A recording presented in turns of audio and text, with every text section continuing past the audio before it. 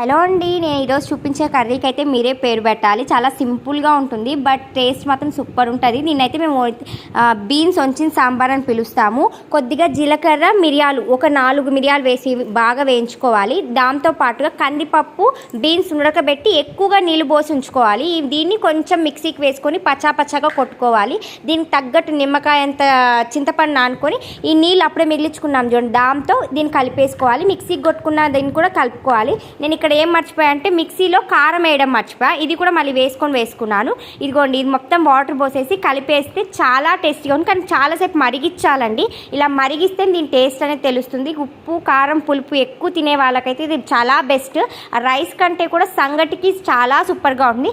And beans మనం కందిపప్పు ఉడకబెట్టుకున్నాం కదా, అది కొంచెం మిగిలి ఉంటుంది కదా, దాంతో ఇలా మనం చేసుకోవచ్చు. కొద్దిగా ఆనియన్స్ వేసి ఉప్పు, కారం, కొద్దిగా పసుపు వేసి ఆ కందిపప్పుతో ఫ్రై అంటే సూపర్ ఉంటుంది.